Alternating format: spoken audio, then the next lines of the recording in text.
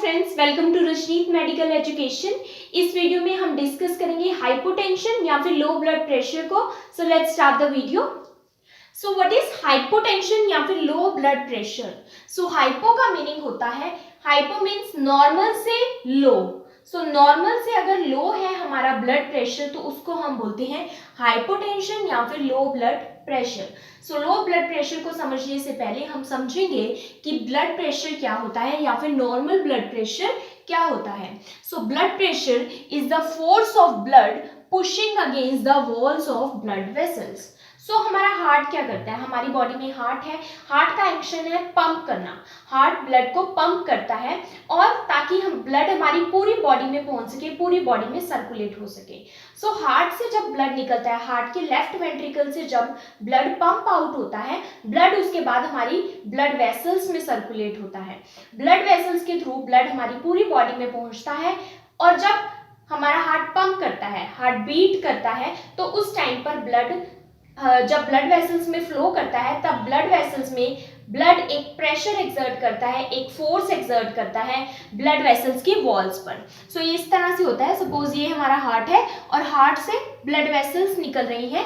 सो जब हार्ट से ब्लड निकलेगा सो इन ब्लड वेसल्स में ब्लड फ्लो करेगा, ब्लड इस तरह से ब्लड वेसल्स में फ्लो करेगा और ये ब्लड वेसल्स की वॉल पर, अंदर लाइनिंग पर एक प्रेशर एक्सर्ट करेगा, एक फोर्स एक्सर्ट करेगा, उसको बोलते हैं blood pressure. So this is a blood pressure. Blood pressure की 2 रीडिंग्स होती है, एक टॉप रीडिंग होती है, एक बॉटम रीडिंग होती है, टॉप नंबर या फिर bottom number. So top number होता है सिस्टोलिक ब्लड प्रेशर और बॉटम नंबर होता है diastolic blood pressure. So systolic BP या फिर सिस्टोलिक ब्लड प्रेशर क्या होता है? Pressure in arteries when heart beat.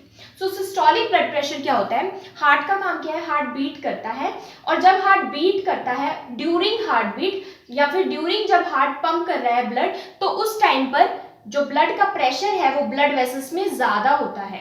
सो जब हार्ट बीट करता है उस टाइम पर ब्लड का जो प्रेशर है ब्लड वॉल्स में, ब्लड वेसल्स की वॉल्स में, उसको बोलते हैं सिस्टोलिक ब्लड प्रेशर, जो कि ज्यादा होता है। और वो कितना होता है? 120 मिलीमीटर्स ऑफ मर्करी, 120 mmHg या फिर 16 किलो पास्कल्स।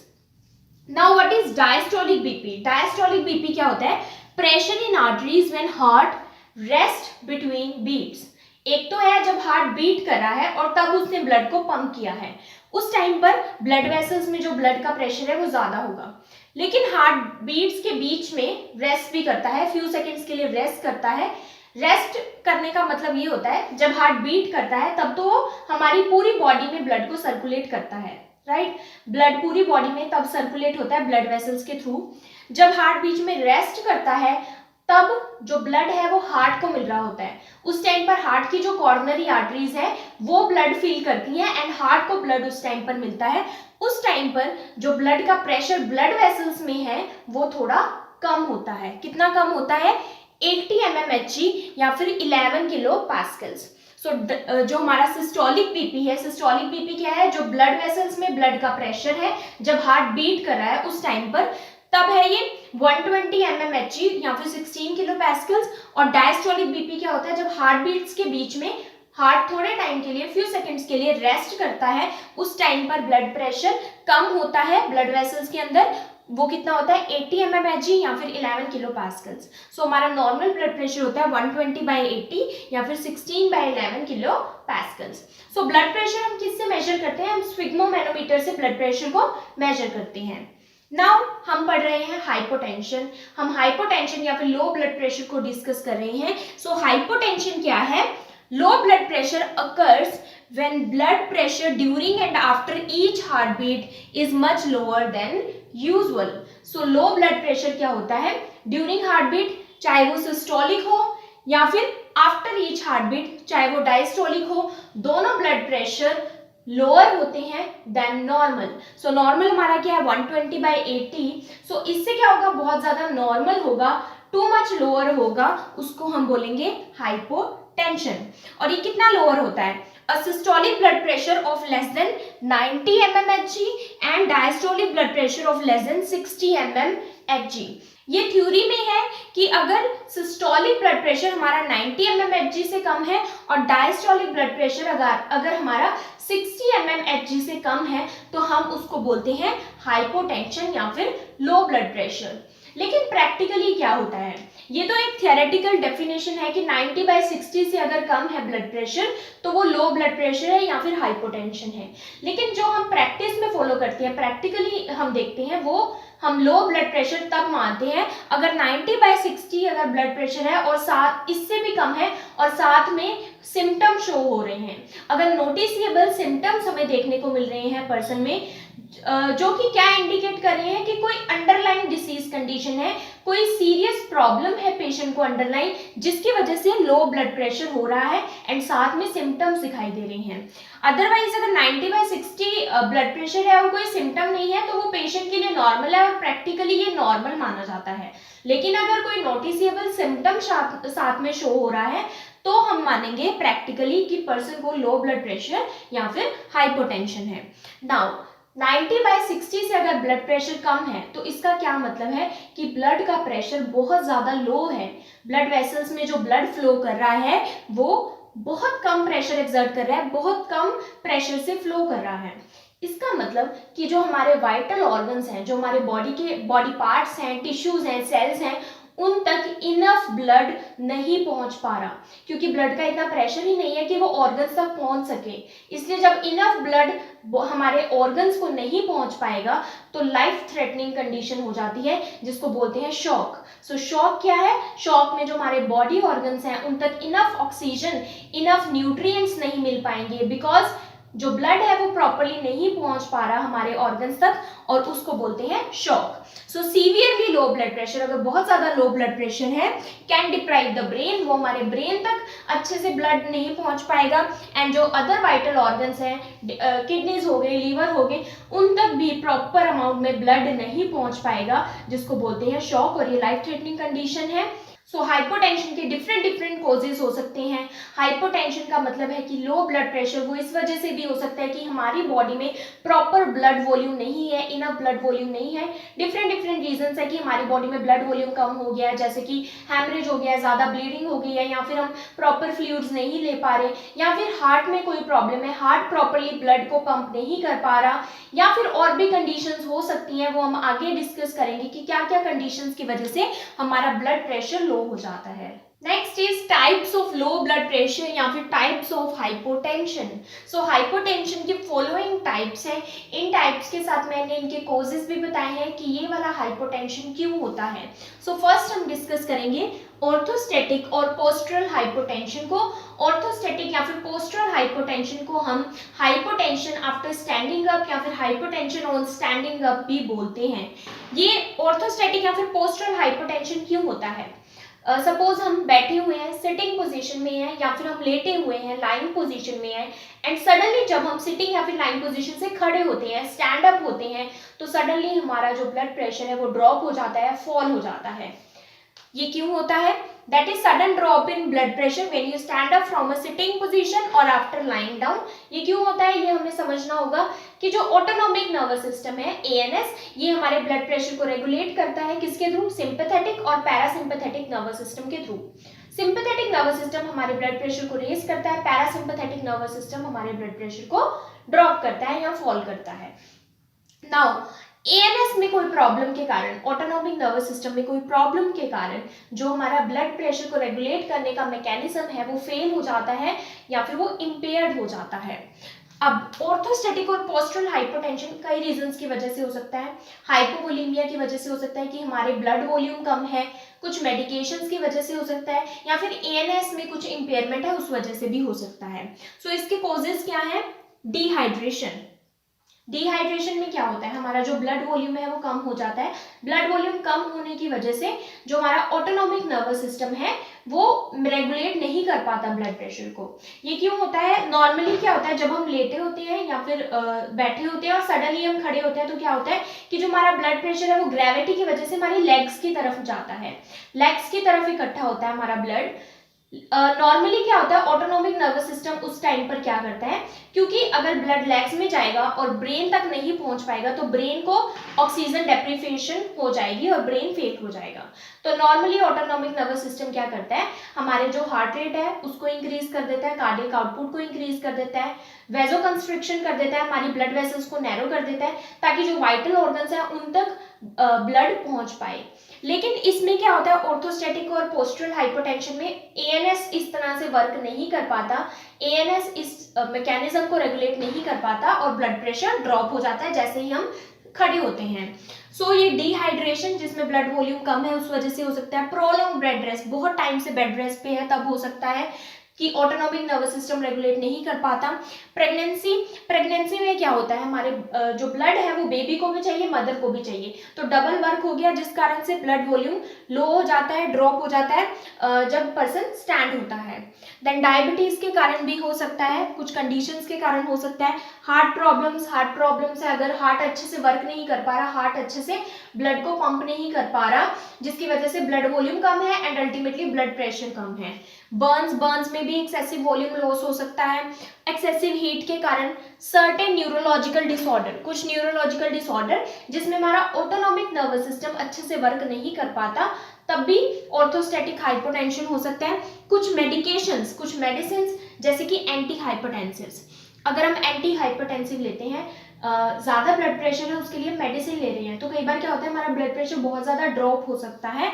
एंटी हाइपरटेंसिव जैसे कि alpha blockers, beta blockers, calcium channel blockers, ACE inhibitors, so ये मेडिसिन क्या करती हैं, कई बार हाइपोटेंशन या फिर ऑर्थोस्टैटिक हाइपोटेंशन कोज करती है, जो कि कॉमन टाइप है, सबसे कॉमन टाइप है हाइपोटेंशन का। देन आता है एंटी डिप्रेसेंट, कुछ एंटी डिप्रेसेंट्स है ऐसे जो कि जिनका साइड इफेक्ट हो सकता है हाइपोटेंशन। नाउ ऑर्थोस्टैटिक और postural hypotension almost all ages में ये होता है, यंग में भी होता है, ओल्ड में भी ये कंडीशन देखने को मिलती है। नेक्स्ट हमारा आता है पोस्टप्रेंडियल हाइपोटेंशन। पोस्टप्रेंडियल हाइपोटेंशन या फिर हाइपोटेंशन आफ्टर ईटिंग, सो ब्लड प्रेशर हमारा ड्रॉप हो जाता है खाने के बाद, और खाने के कितने ऑलमोस्ट आधा, एक या फिर 2 घंटे के बाद हमारा ब्लड प्रेशर ड्रॉप हो जाता है। ये मोस्टली किस में देखने को मिलता है, ओल्ड एज में। सो पोस्टप्रेंडियल हाइपोटेंशन हमारा ओल्डर एडल्ट्स में देखने को मिलता है। ओल्डर एडल्ट्स में मोस्टली क्या होता है, एज के साथ साथ हमारा जो ऑटोनॉमिक नर्वस सिस्टम है वो डीजेनरेट होने लग जाता है, इसकी वजह से पोस्टप्रेंडियल हाइपोटेंशन होता है, क्योंकि ऑटोनॉमिक नर्वस सिस्टम हमारा मैकेनिज्म को रेगुलेट नहीं कर पाता।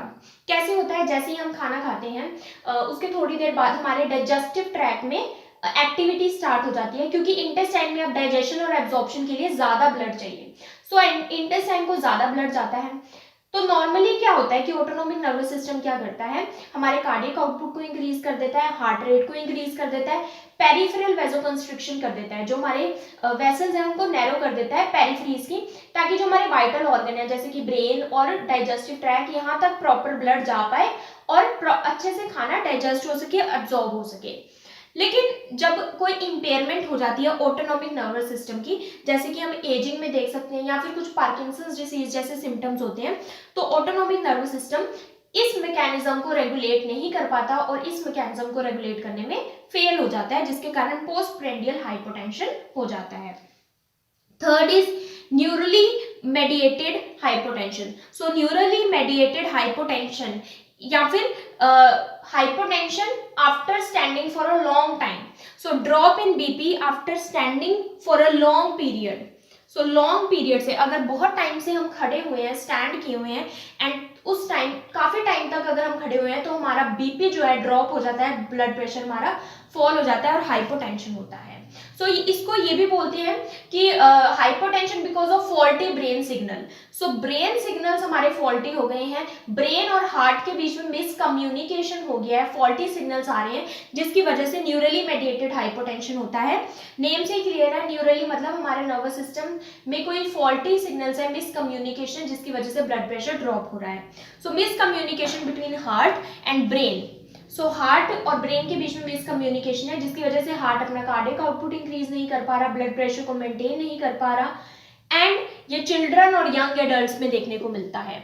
सो फर्स्ट वाला हमारा देखने को मिलता था ऑल एजेस में। सेकंड जो हमारा पोस्ट प्रेंडियल है ये ओल्डर एडल्ट्स में देखने को मिलता है। न्यूरली मेडिएटेड हमारा चिल्ड्रन और यंग एडल्ट्स में देखने को मिलता है। देन लास्ट आता है no BP due to nervous system damage. अगर हमारा नर्वस सिस्टम डैमेज हो गया, ऑटोनोमिक नर्वस सिस्टम डैमेज हो गया, क्योंकि ऑटोनोमिक नर्वस सिस्टम हमारा बीपी को मेंटेन करता है, बीपी को रेगुलेट करता है, तो अगर एएनएस ही डैमेज हो गया है तो हाइपोटेंशन कोज हो सकता है। That is progressive damage to autonomic nervous system. इसको शाइल्ड-रेगर सिंड्रोम भी बोलते हैं। शाइल्ड-रेगर सिंड्रोम हमारा पार्किंसंस डिसीज जैसे सिम्टम शो करता है, जिसमें हमारा एएनएस को डीजनरेटिव सिम्टम्स हो सकते हैं, डीजनरेशन हो जाती है हमारे ऑटोनोमिक नर्वस सिस्टम की एंड बीपी फॉल हो जाता है। नेक्स्ट इज कॉजेज और रिस्क फैक्टर्स ऑफ हाइपोटेंशन। सो क्या क्या कॉजेज हैं या फिर रिस्क फैक्टर्स हैं जो कि हाइपोटेंशन को कॉज कर सकते हैं, कुछ हमने ऑलरेडी डिस्कस कर लिए हैं। सो बेसिकली हाइपोटेंशन अगर कॉज होगा तो वो क्यों होगा, या तो हमारी बॉडी में प्रॉपर ब्लड वॉल्यूम नहीं है, ब्लड वॉल्यूम डिक्रीज है जिसकी वजह से ब्लड प्रेशर डिक्रीज हो रहा है, या फिर कोई हार्ट प्रॉब्लम है। अगर ब्लड वॉल्यूम प्रॉपर है तो हार्ट प्रॉपरली वर्क नहीं कर पा रहा, प्रॉपरली ब्लड को पंप नहीं कर पा रहा, जिसकी वजह से ब्लड प्रेशर लो हो रहा है। या फिर कुछ मेडिकेशंस होती हैं जो कि ब्लड प्रेशर को लो करती हैं। सो वन बाय वन अब हम डिस्कस करेंगे। फर्स्ट कॉज है प्रेगनेंसी। सो प्रेगनेंसी में क्या होता है कि मदर को भी ब्लड चाहिए और बेबी को भी चाहिए, जिसकी वजह से जो सर्कुलेशन है उसको एक्सपेंड करना पड़ता है। तो प्रेगनेंसी में यूजुअली क्या होता है, ब्लड प्रेशर ड्रॉप हो जाता है, फॉल हो जाता है, बिकॉज डिमांड बेबी को भी है अब और मदर को भी है ब्लड की।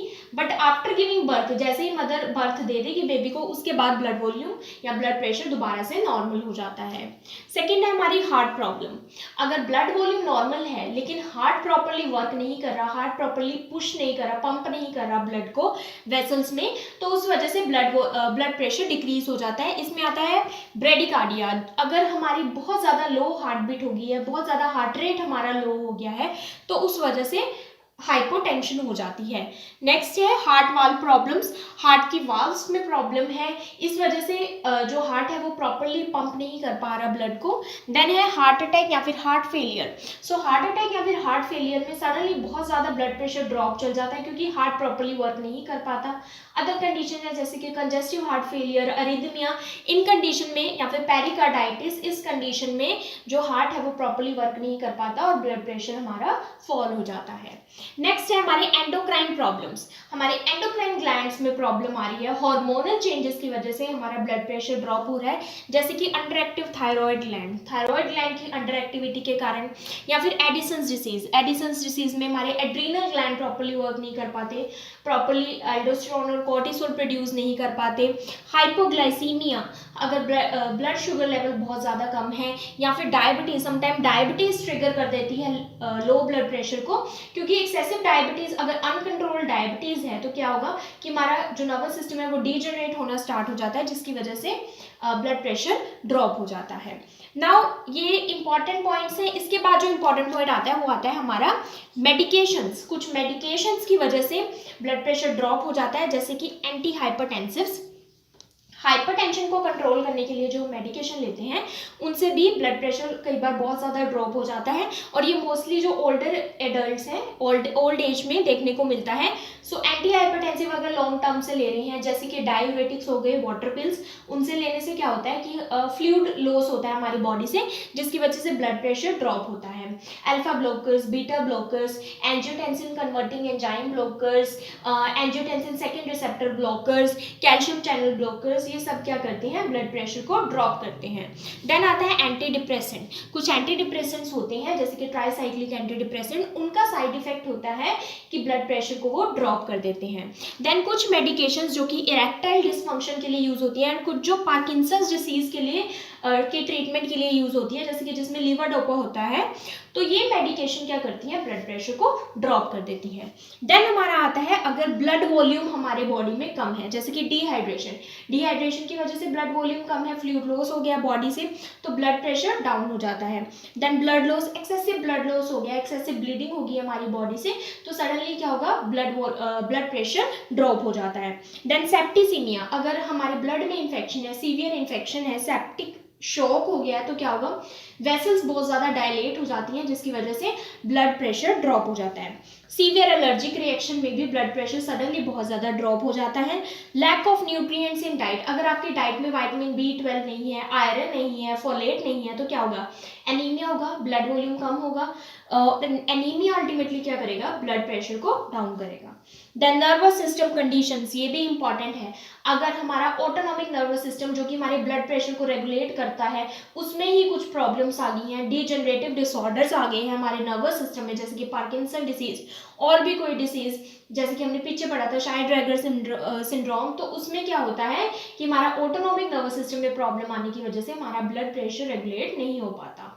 नाउ पैथोफिजियोलॉजी ऑफ हाइपोटेंशन या फिर लो ब्लड प्रेशर। सो लो ब्लड प्रेशर कैसे होता है, blood pressure is regulated by autonomic nervous system.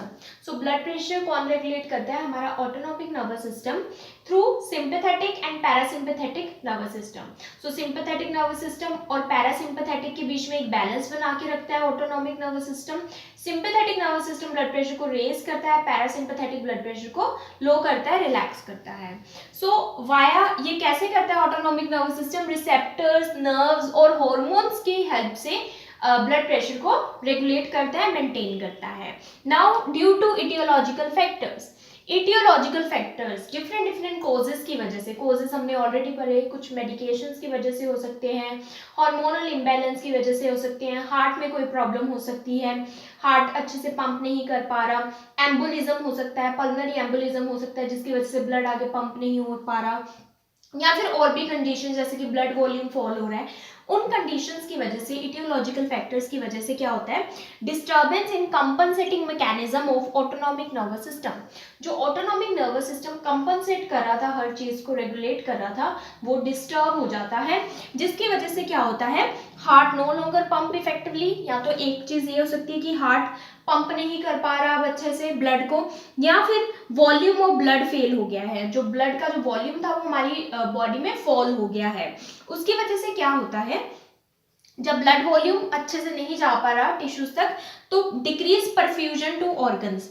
हमारे जो टिश्यूज हैं, ऑर्गन्स हैं, स्पेशली जो वाइटल ऑर्गन्स हैं, ब्रेन है, किडनी है और लंग्स, इनमें क्या होता है, ब्लड प्रॉपर्ली नहीं जा पाता, जिसकी वजह से टिश्यू डेथ होना स्टार्ट हो जाता है। एंड कौन सी कंडीशन हो जाती है, शॉक। सो शॉक एक लाइफ थ्रेटनिंग कंडीशन जिसमें हमारे ऑर्गन्स तक अच्छे से ब्लड नहीं पहुंच पाता because of low blood pressure. So ultimately क्या हो जाता है, हाइपोटेंशन हो जाता है, ब्लड प्रेशर बहुत ज्यादा ड्रॉप हो जाता है एंड शॉक की कंडीशन हो सकती है। So this is the part 1 of hypotension. If you understood this video, please like, subscribe and share my channel. Stay tuned for part 2 of hypotension. Thank you for watching.